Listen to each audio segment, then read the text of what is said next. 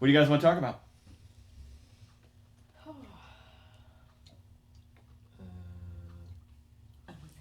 I listened to the one from last Sunday or last Bible study, and that was super good. I like the where somebody said it, probably you or somebody, I don't know, about you have to allow or to have somebody, how do you say it, like the trust, where you have to let God almost convince you that he's going to never do any harm to you.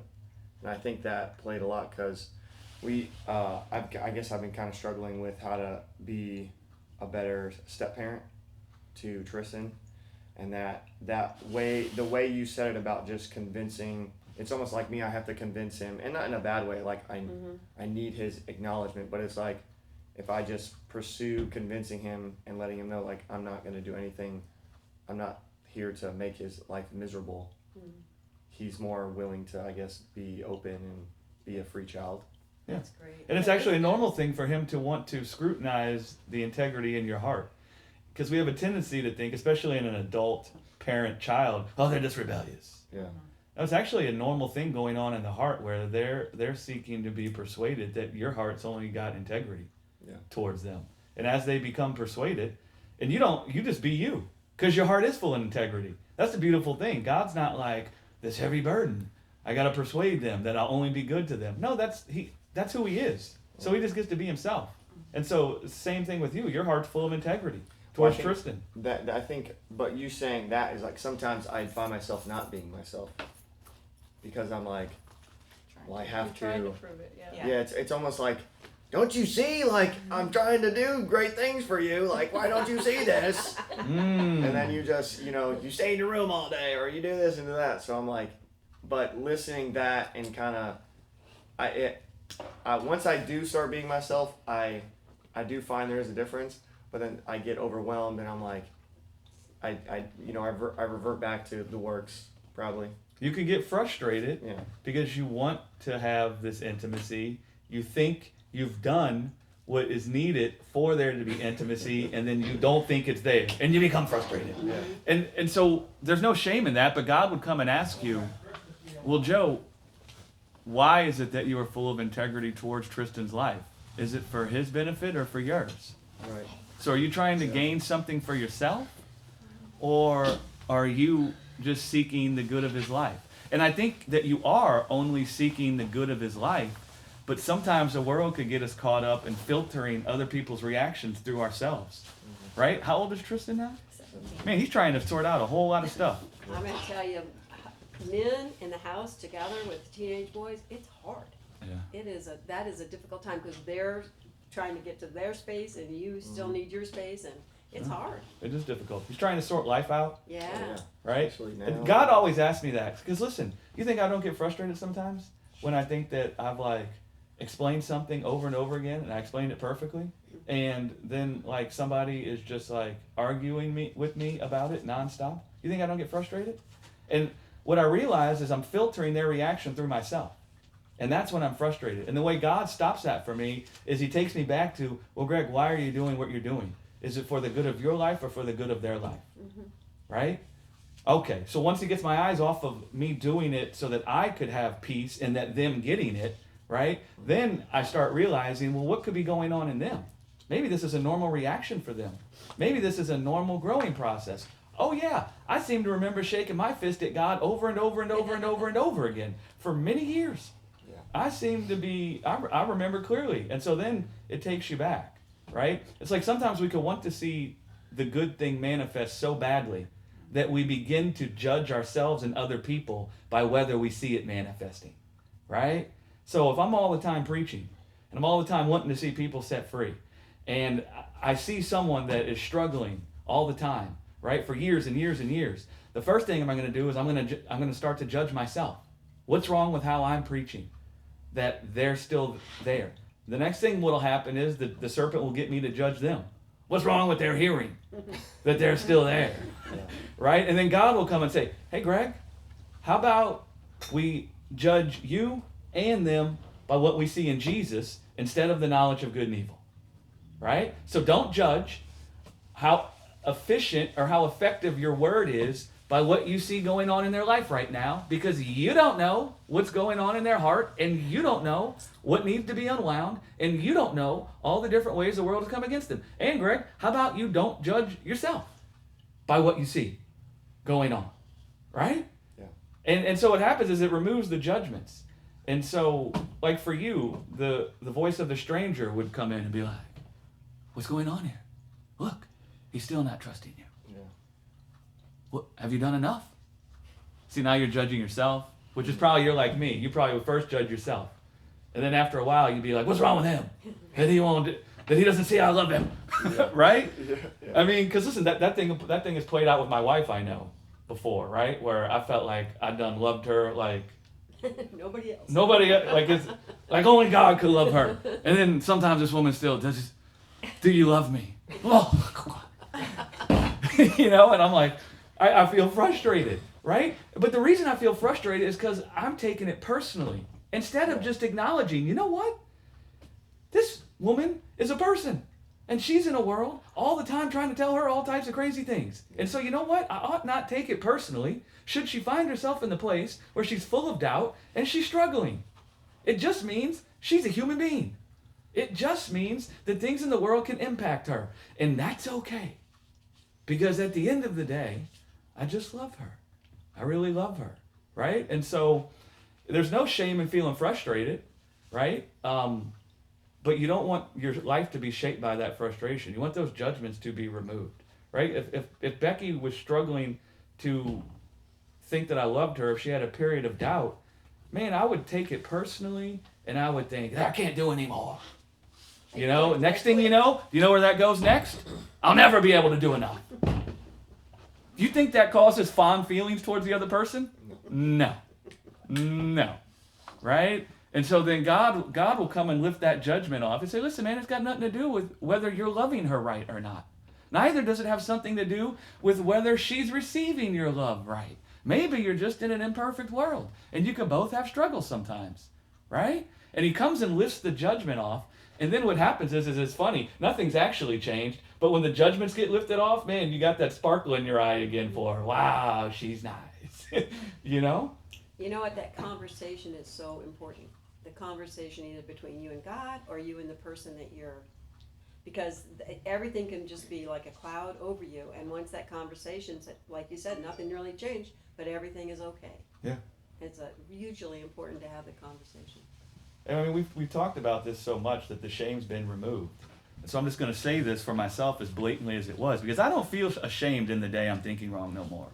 But what I realized is I was busy trying to get something out of how I loved her instead of just loving her for her, right? It wasn't like I was loving her for the good of her life. I was thinking about the good of my life. And if I can love her well enough, then she'll accept me as a good man, right? I was trying to find the evidence that I was a good husband or I was a good man by whether or not she looked like she felt loved. So who am I loving her for, me or her? Right? Now listen, that's like, ooh. When God come and ask you that kind of thing, it's like, ooh. Because really, if I'm only loving her because I care about her life, then in the day she finds herself in doubt about my love, doesn't me caring about her life look like me feeling compassion for her that she would be in that place instead of frustration for me? Yeah. Right?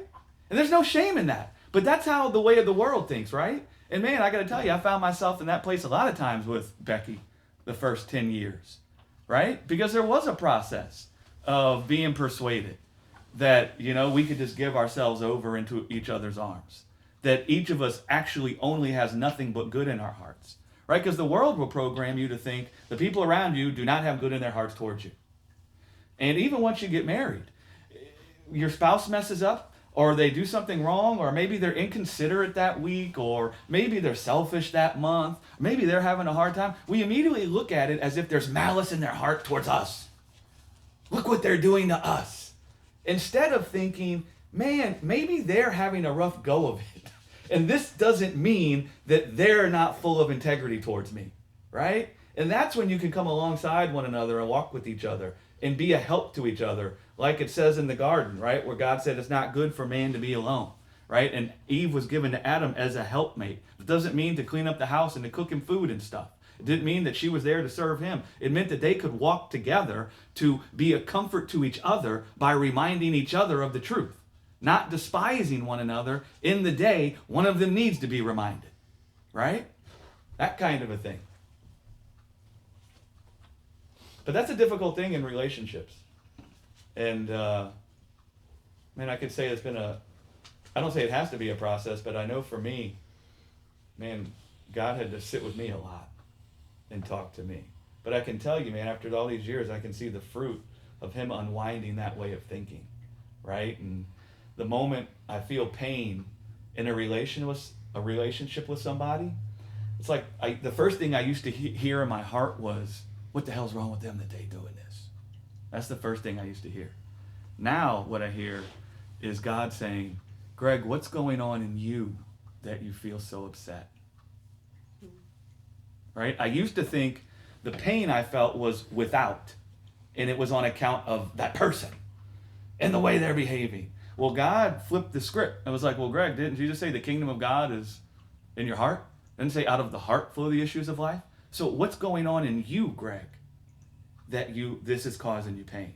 And see, what happens is then you can start having a conversation with God about the real hurt that you're feeling. And that's when lifelong bondages can be plucked out of your heart, and you find liberty for yourself and for the people. Because, man, you can't really enjoy your relationships with people if you're all the time looking at them, looking for evidence that if you're all the time scrutinizing their behavior, looking for evidence that they're good or bad, or that they're behaving properly towards you, or they're not behaving properly towards you. You'll never be able to enjoy yourself or them, right? And so it's like God comes and removes all that away, and then you can actually enjoy the people in your life.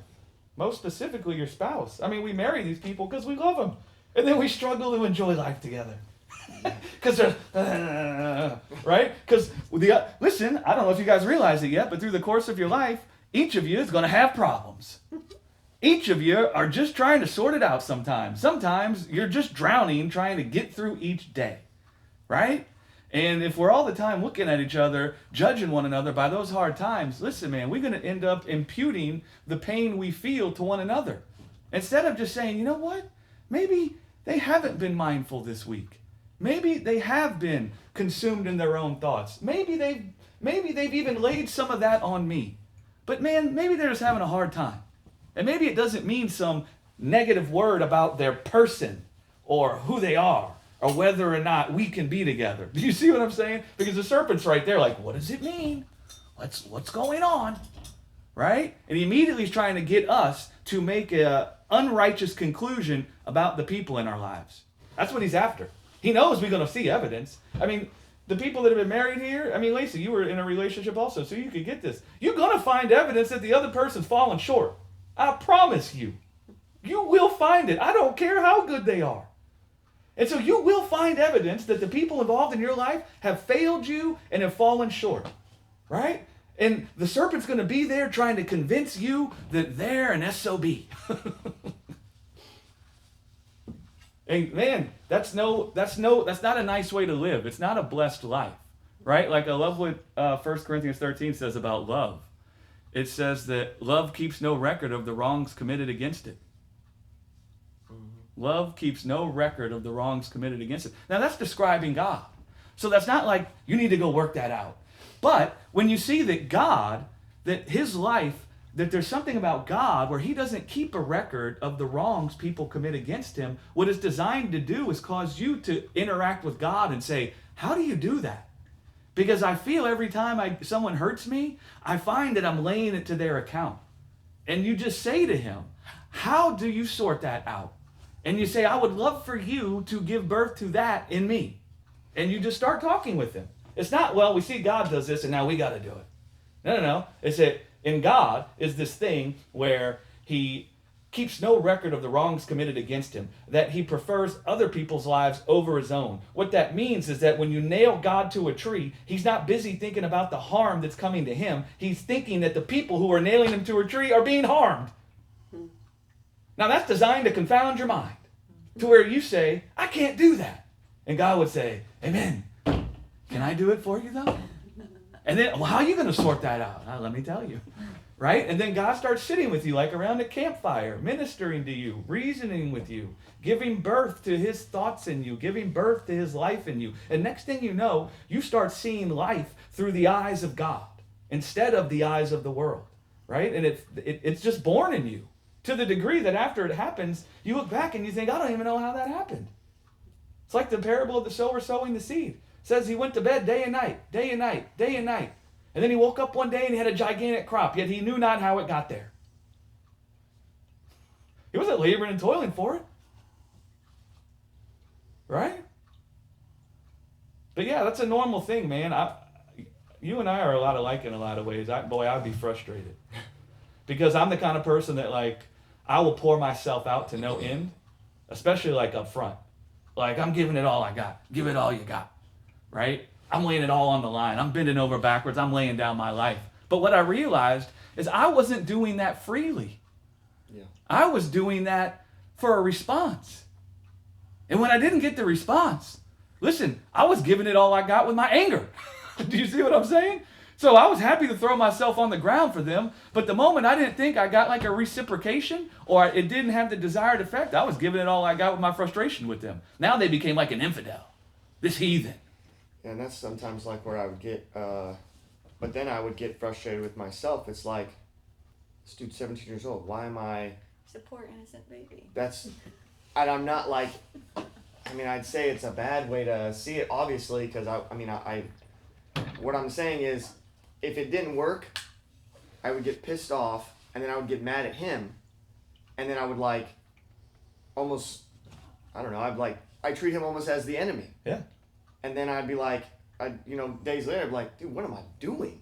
Like, this is, and then I'd be ashamed, and then I'd be like, well, I don't even think he wants anything to do because just the way I'm doing everything, or, because it would almost be, I've now considered myself the enemy, and that he is a good person, and that I am just now wrong for him.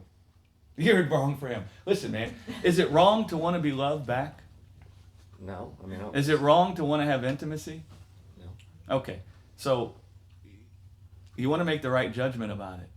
It's okay to recognize that you've gotten backed into a corner where you're viewing it wrong, but what shame is there in feeling hurt that you want to be loved back? I think it's normal that you would feel hurt. There's no shame in that.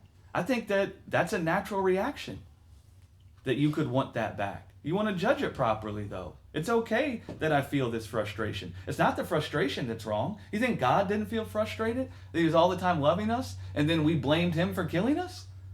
Yeah. You think that he didn't feel frustrated that he couldn't have intimacy? You think that he didn't feel like an angst or a grief? That despite him laying himself out there, that we couldn't see it? And we were like, look what God's doing to us. Hating him? Like he's the source of the problem? You think that didn't hurt him? And so I think the hurt that you feel, the frustration that you feel, I think that's a normal thing. All you want to do is connect with God about the way you're judging that, right? It's not abnormal that you would feel that way. In fact, what I want to say is, it's impossible not to feel a sting if you've poured yourself out. And it has nothing to do with being a step-parent. There's nothing to do Parent. Yeah. It doesn't matter. I feel it's almost, it's relatable to any type of relationship. Yeah. Yes. Oh, yeah. Friends. Exactly. Oh yeah, it's everything. Spouse, yeah, kids. whatever. Mm-hmm. Listen, man, my parents never did a harmful thing to me in my whole life. And I blame them for everything. And I was not kind about it.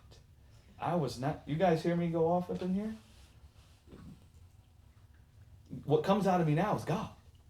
Because God did something in me. But I used to be filled with pain and vitriol and anger and lack. And the way it comes out in here, God, it came out in my house. And who do you think was the recipient of that? My parents. And us sometimes. And her. Let's just Me too. Michelle's like, and me too. I received some of that. She can testify. I remember telling my dad when I was 17 that I hated them and that they ruined my life. Looking them straight in the face. Here's a man that's never done any harm to me. Yeah. Laid down his life for me.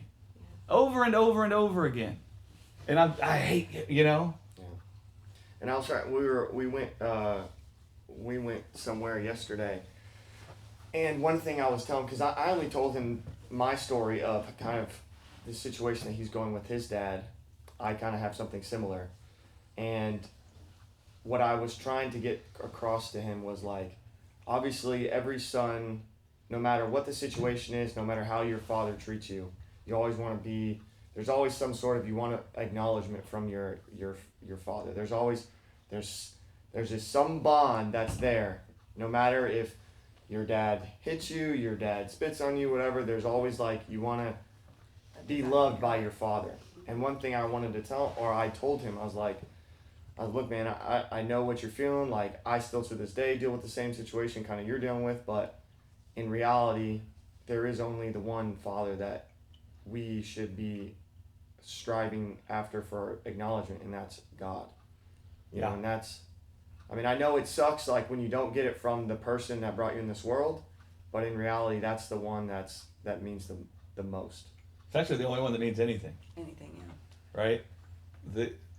What did Jesus say? Call no man on earth your father, for you have one Father in heaven. Right?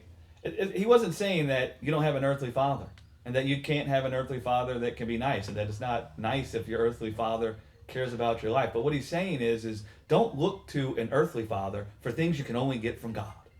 Right? And we tend to look to people, our parents, our fathers, for things we can only get from God. And then we put them in a place that they don't belong. And then we judge them. Really, we're judging them by a standard of whether or not they can be God. And if they're not as good as God, we judge them negatively. Yeah. Right? And Joe, so I mean, it sounds like you've already sorted out that it's not the kid, that it's not Tristan.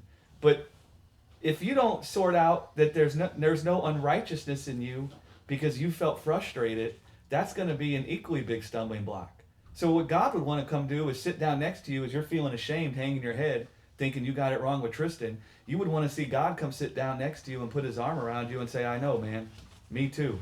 Really, what are you ashamed of? That you love this kid so much? What are you ashamed of? That you care about his life going well? What are you ashamed of, man? Right? There's no shame in loving this kid's life and wanting to be a positive effect in his life. There's no shame in that. And that's really, if that's where you're at. And so come with the right judgment, right? And then once you get the shame lifted away, then God and you can sort out how this can best manifest in you towards Tristan, right? That's the thing. You got a lot to offer. I think another thing too is like,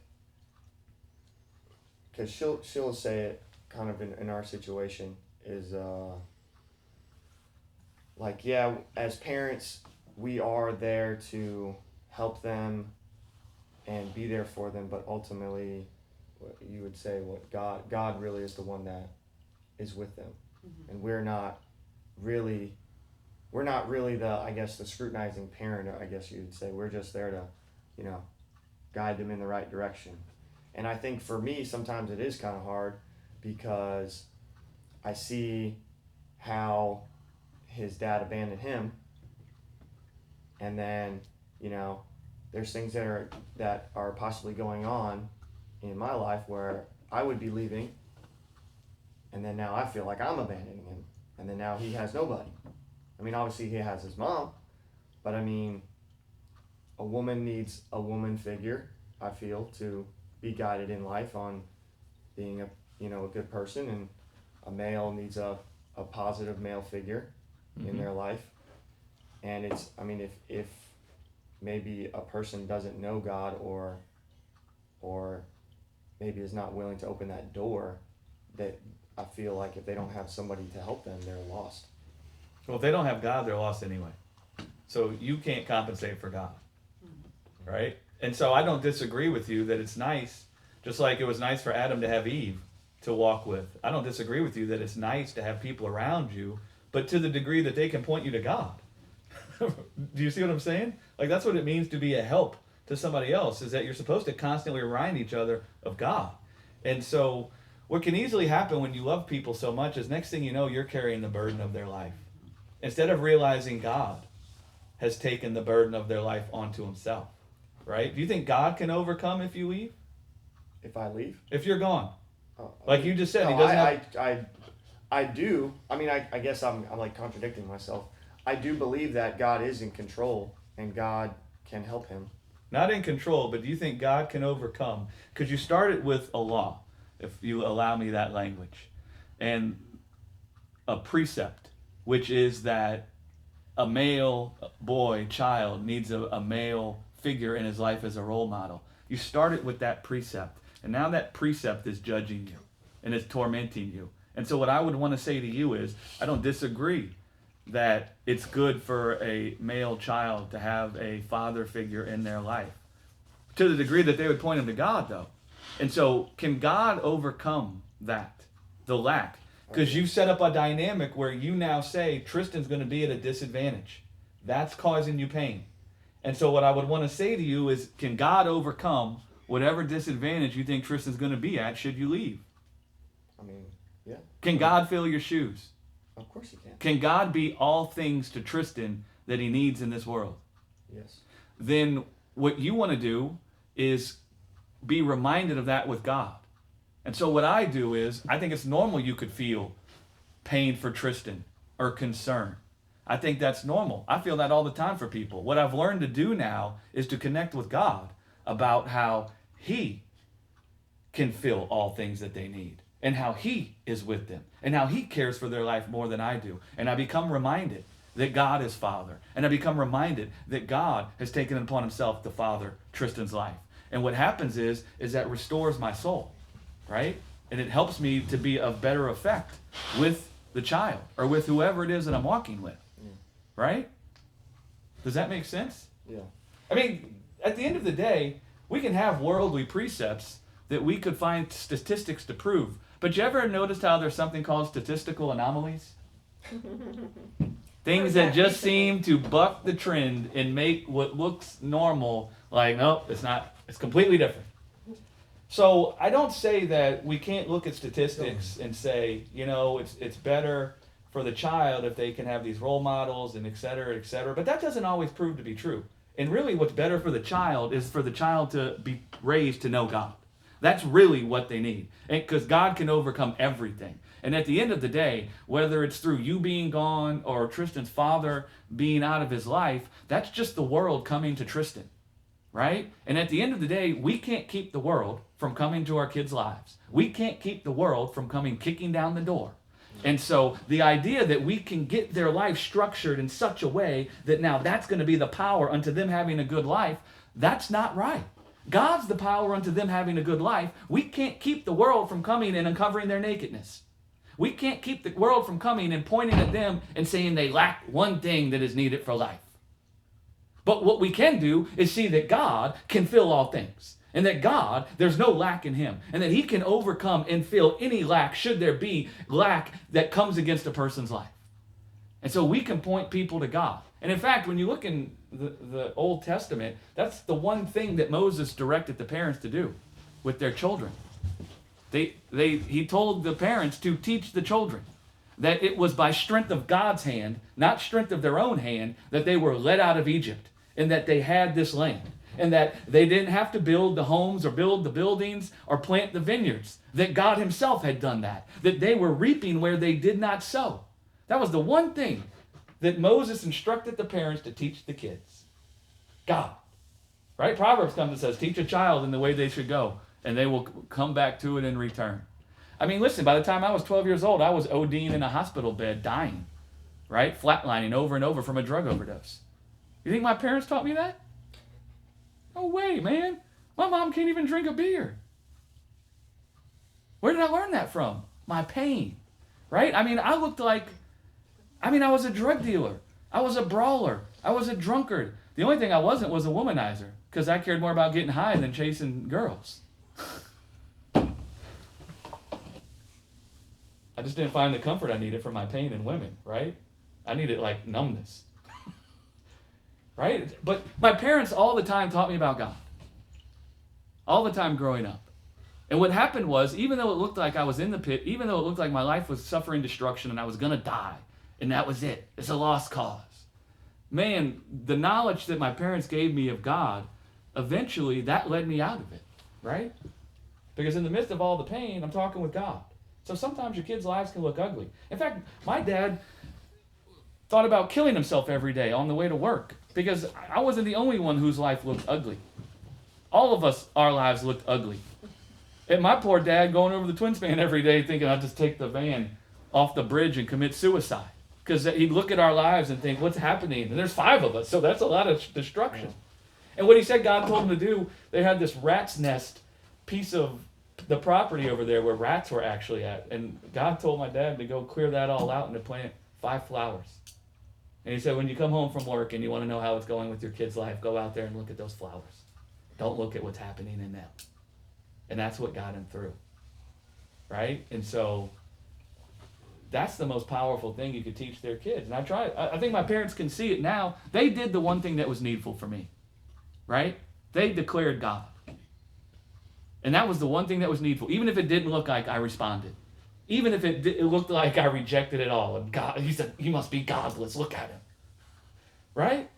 And so that's the one thing, man, that can overcome all disadvantages that a person can encounter in this world. But God.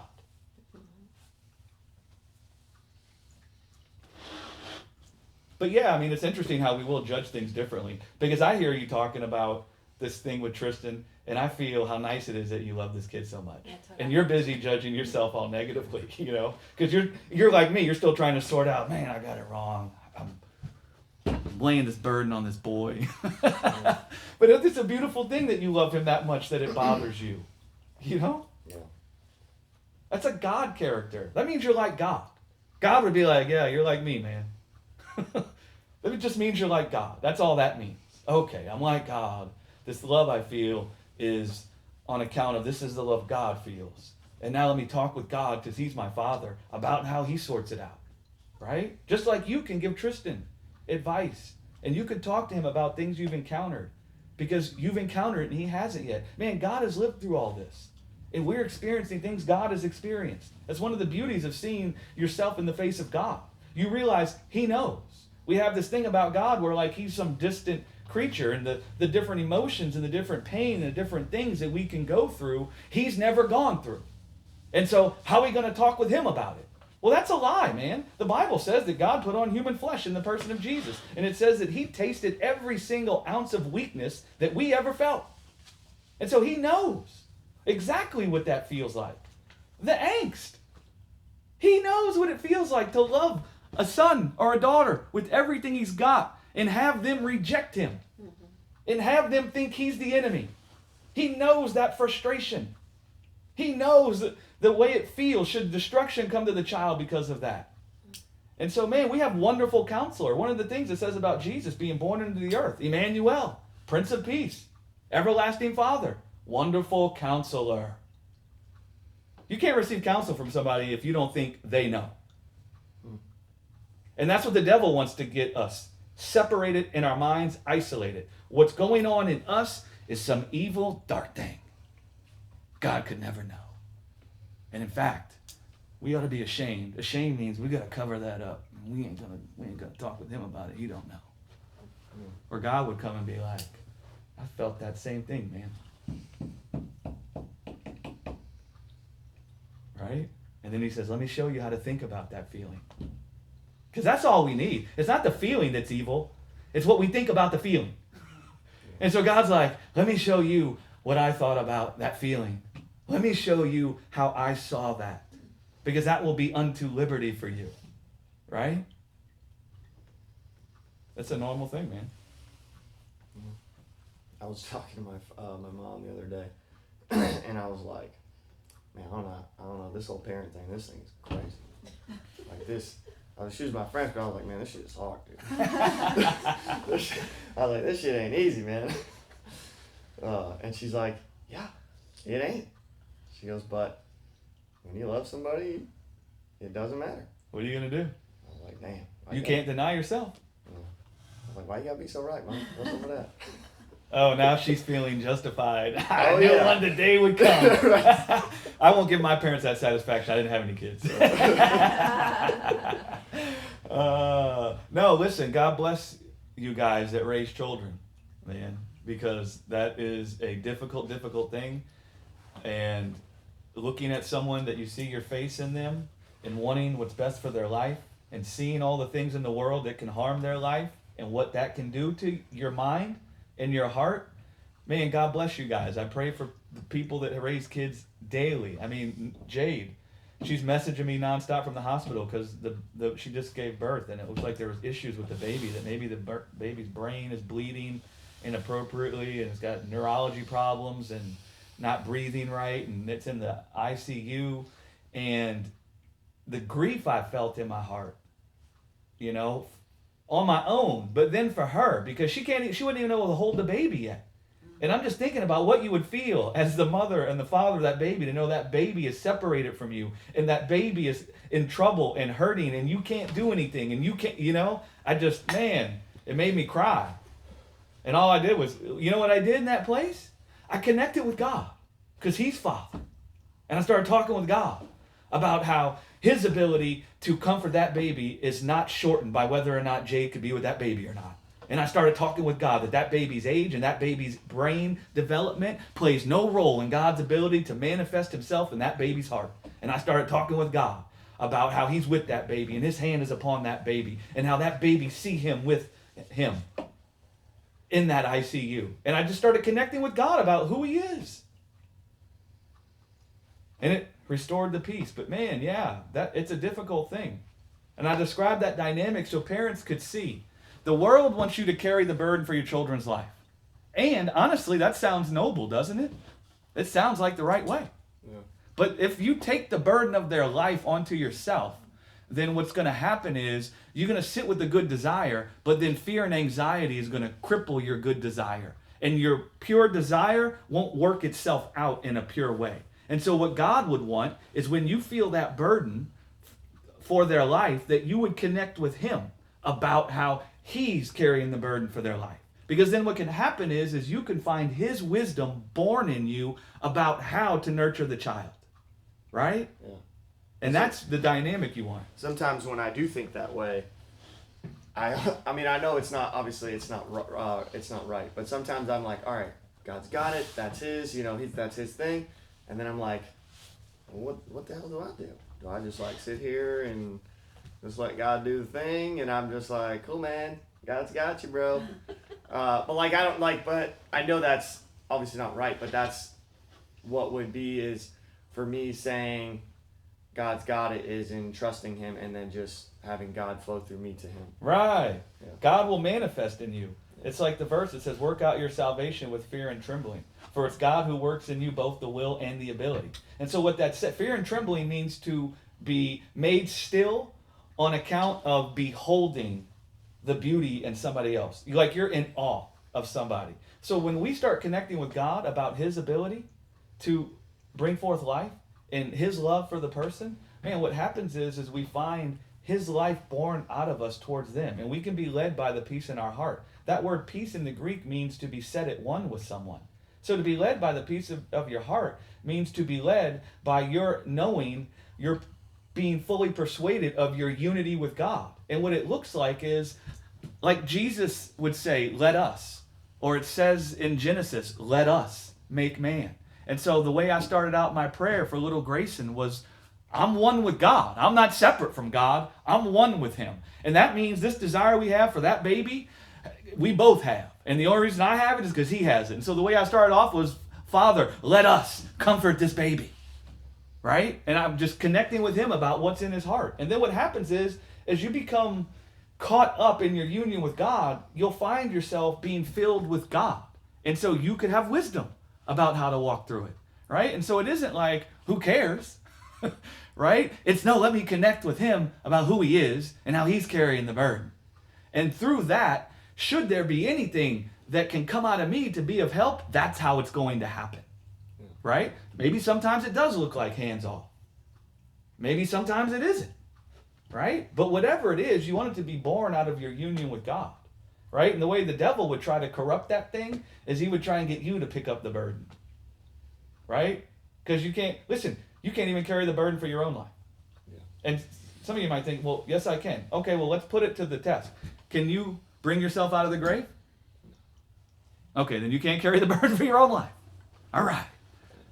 So fear and trembling also means to be constantly aware of your inability to carry the burden of your life or anyone else's. And so if I'm constantly aware of my inability to produce life in other people, do you know whose ability I'm going to be aware of? God's. And so in the day I see that their life needs care, what am I going to do? I'm going to connect with God. What's going to happen as I connect with God is that I'm going to be filled with God.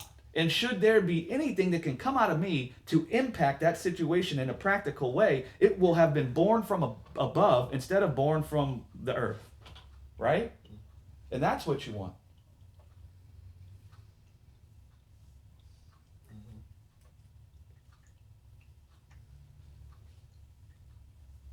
But man, it's taken me my whole life to not just, first, I start to see it with my head,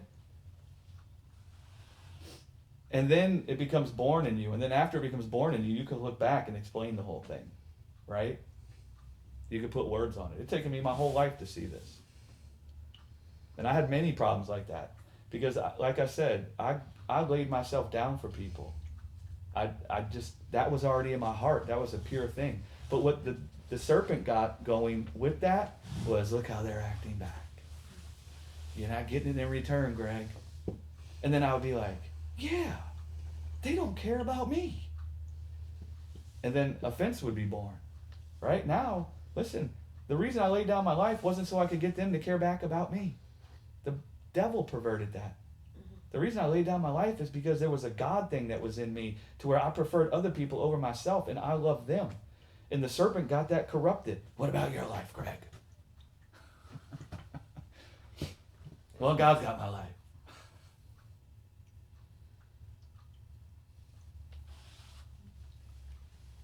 Anyone else? Besides me, I feel like. No, that was good. It helped all of us. Yeah, it's very good. Oh, it helped me. I need to be reminded of that stuff daily, man. I feel like for me in my situation, he's my child, obviously, but I'm fully convinced that he loves me as well as him. Fully convinced. So even if he spits in my face, it doesn't change me. I go in there and I just still love him, And so none of his behavior, I guess, dictates me being convinced otherwise. I have no doubt. He 100% loves me. And so whether he shows it or he doesn't show it, it doesn't change the way that I respond, I guess. That's good. Full persuasion is a beautiful thing. And to point out, that just sounds nice on the surface, but the way that full persuasion will work itself out is in the day Tristan does something that could be harmful to her, she won't be thinking about the harm that came to her. She'll be thinking of the harm that's happening in him. And that's how she would be able to actually be of help to him.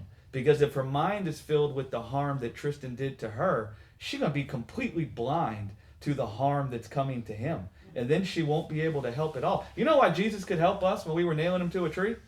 Because he wasn't thinking about the harm that was coming to him. Right? And so he had eyes open to see the harm that was happening to us.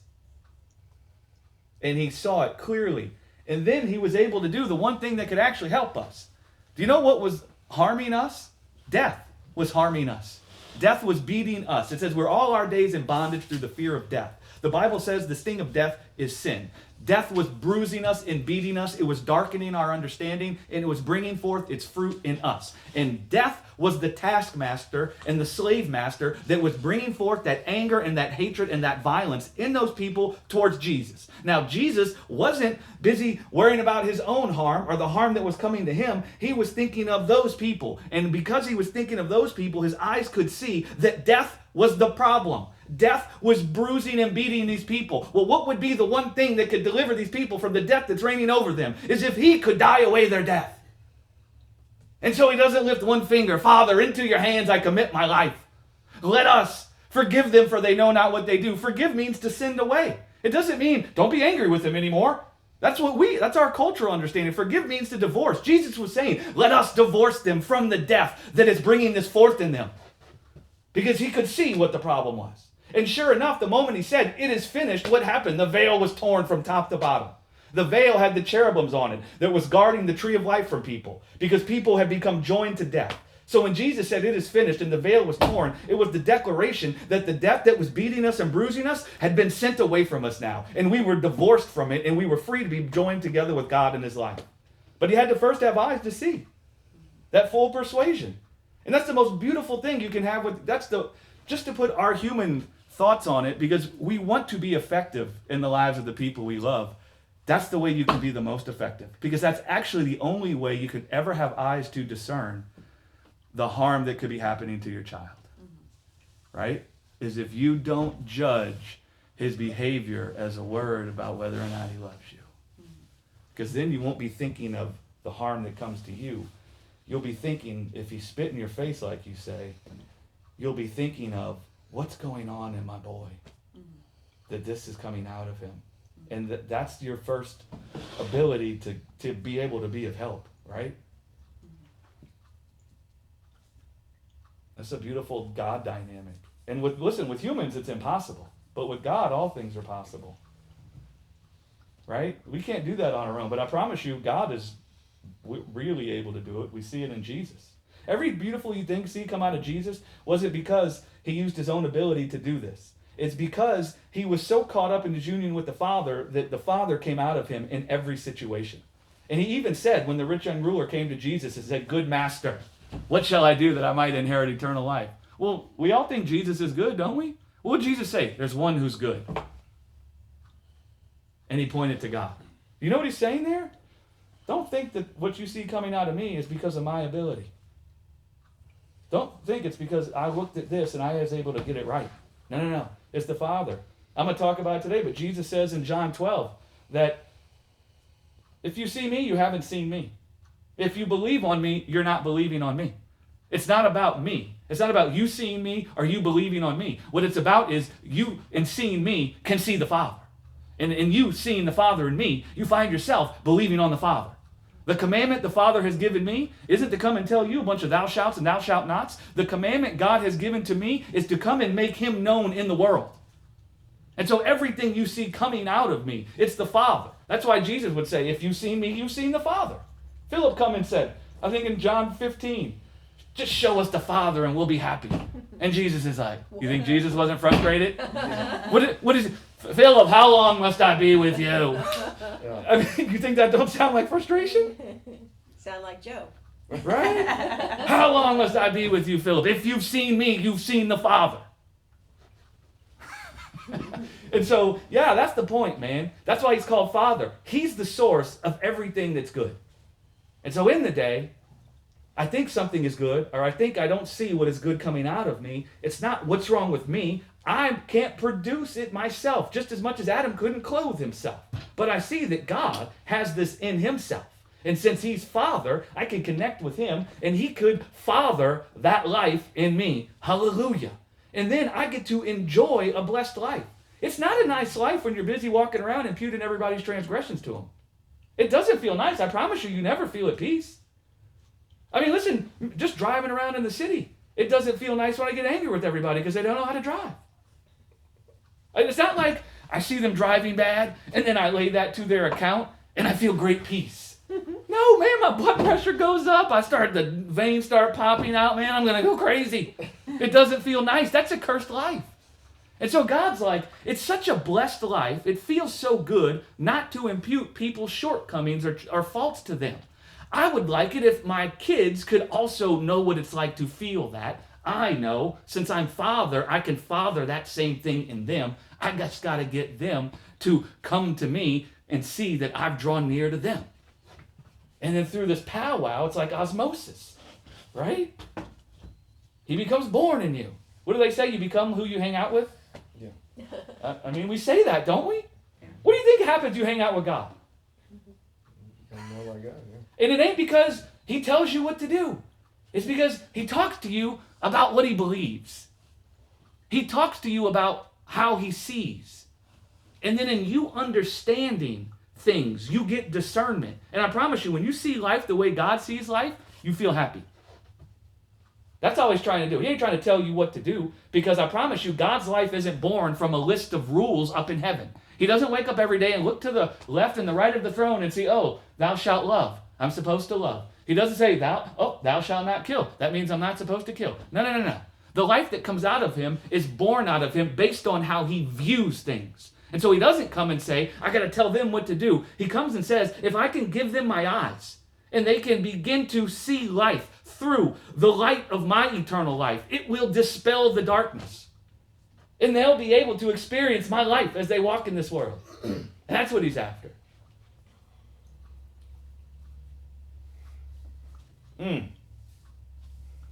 Love the gospel. Me too. But again, all this you see me? Man, that was hatred towards my poor parents. My God, I mean, the morning I OD'd, I'm 12 years old, I overdosed at the school Christmas dance. I was the captain of the basketball team. My dad had to sit there with the buzzer every time I flatlined and buzz the people to come in. And when they had to put charcoal down my face, they had me in a straitjacket and strapped down to the bed because they weren't sure if I'd been trying to kill myself or not because I took so much stuff. You know the first thing I said to this guy when I wake up and see him sitting over there and he's crying and sad and he's been there all night? What the hell's your problem? That's what I said to him.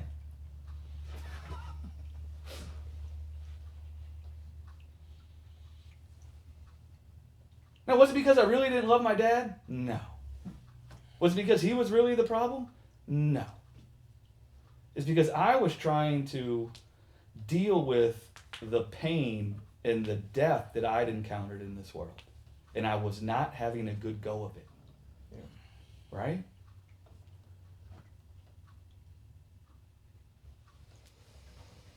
I mean, he's on the cusp of manhood. Some could argue he is a man, depending on what age or generation you grew up in. 17 years old. I mean, especially if you look at some of the ancient civilizations, 17 years old would thrust into manhood. And so he's got a whole lot he's trying to figure out right now. You know? Mm-hmm. Especially in 2020. Yeah. I mean, and then you add in all that. So it isn't you. What's in you for Tristan is beautiful. Now just talk with God about that and how he can bring that forth. The beautiful thoughts you have. Commit it into his hands, your desire to be a help in Tristan's life. Don't just try to sort it out in your own. Have an ongoing conversation with Father about your desire, because your desire to be a help to Tristan has come from him. And it's so sweet, his conversation with him yesterday about his own dad and everything. It was very precious. The whole thing is sweet. Yeah. Tristan can't help but know and be, come to that place where he knows. That's what I told him. I said, you're not going to see it now. Even if Tristan is definitely a, I don't want to say a prideful kid, but it'll be like 10 years from now before he ever comes and says, remember that time? You might be surprised on that. Yeah, I mean, I'm you like, very well might be surprised. Yeah, that's a good kid. Yeah, I just don't, he's not a talker, he's not a, Mom, you're right, he's never been that person. And I think that's where it can be difficult for me because I am. He is. I'm a very hey, what's up, man? What's going on in your day? Good. Nothing, yeah. Let's have a heart-to-heart. Yeah. Tristan is not that kid, and that's what I tell him. I'm like, and I go in his room. We could ride in the car and say 3 words, but I feel like I completely understand everything he just said, even though he didn't say anything. That's good. And that's what I tell him. I'm like, that's just our relationship. I've known him since, but it'll be one day he will come back and he will say it. Mm-hmm. It's not going to be right now. Yeah, because I guess where the times I would struggle is just because I would go in there and I do this obviously because my mom did it, and looking back They're now, very different people than what I truly appreciated, coming in every day. No matter what, at what time, she'd, if she came back home from work, she'd be like, hey, son, what's going on? How was your day? Mm-hmm. 5 minutes or something. Sometimes it was 5 minutes, 30 minutes. And I appreciated that looking back now. So I'm like, oh, I want to do that for him, how much it meant for me. But I go in there, and it's like, hey, man, how was your day? Good. Crickets. What'd you learn today? Oh, nothing. I'm like, man, what am I doing wrong here? I'm trying to do the good thing here. What you're doing wrong is thinking, what am I doing wrong? Yeah. I'm doing better. I'm better at it now. I'm better about it now. But there was a time where I was like, bro, what what's going on? What am I doing wrong here? Like, And this is what also convinces me with him is that, you know, he was in the Coast Guard whenever I met him. And so Tristan has this paper that he had to fill out for school. What do you want to be when you grow up? I want to be in the Coast Guard. And I'm like, it's proof right there. You know, like you do impact his life. Well, then, you know, now he's not in the Coast Guard. He's in the Army. And Tristan's like, yeah, I've been talking to this Army recruiter. I think I'm going to go Army. And I'm like, come on now. Like, his dad was in the Navy. He's never once brought up the Navy. Like, that's the only branch of the military he's never said, I think I'm going to join the Navy. Like, I think he would literally join any branch but the Navy. Not because of his dad, but just because, like, he probably will never want to hear his dad say, oh, following in my footsteps, you know? Like, he will rebel in that sense. But it's like anything he wants to do, literally, like, Tristan's like, I think I'm going to do that instead. Yeah. You know? And I'm like, that's your proof right there. You're making an impact without you even having to say anything. You know? I guess because I don't hear it or see it. That's right. And that is. And he needs to hear it and And see that's, it. I need acknowledgement. And that's something that I guess I don't know if that's a struggle or nothing, but sometimes I like the 5 love languages. I like verbal confirmation, verbal confirmation, is that what it is? Or verbal language or whatever? Yeah. Words of affirmation. Words of affirmation. Like, I like that. Well, try and find your affirmation from God. Yeah. Like, God knows the reason you do this is because you love it and it gives you a buzz. And you actually want to talk to somebody about it. Someone who gets it. And so you want to talk with the people about it. Man, try talking with God about it. Yeah. And try and find affirmation that way. Right? And man, a lot of times teenagers just don't want to talk. They don't. I mean, I'm learning that now, but. Lacey, could that be true? They're just like, how many freaking questions are you going to ask me? Like, I know. yeah. My You get favorite about is, 2, maybe 3. That's it. I literally always ask, and I don't even think about it before I ask. And I ask him too. I'm like, what are you thinking? And he's like, nothing. Please don't ask me that. And I'm like, you are thinking something. You can't sit there and not think about something. And now he's driving, and I ask him, and he gets so mad. He's like, I'm going to put the car in park if you ask me that question. And I just laugh. Oh, glory to God. I know. I have a 19-year-old living with me right now, Jeremy. And, man, I go in his room yesterday. Hadn't come out of the room all day. I walk in, and he's playing a game. I go, oh, good, you're not sleeping. No, I'm not sleeping. I'm like, oh my God. well, you didn't come out of the room. I So. know. I thought you were in here sleeping. Took it personally, huh? I took it real personal that I said that. Oh my gosh. Oh, glory to God. Yes. We mentioned a bunch of people's names up in this. Yes. And you guys don't care Yeah, I'm if cool we with post that? Yeah, I'm cool You with sure? No, I'm going to send it to Tristan. Okay. He's not going to listen to it now, but maybe one day.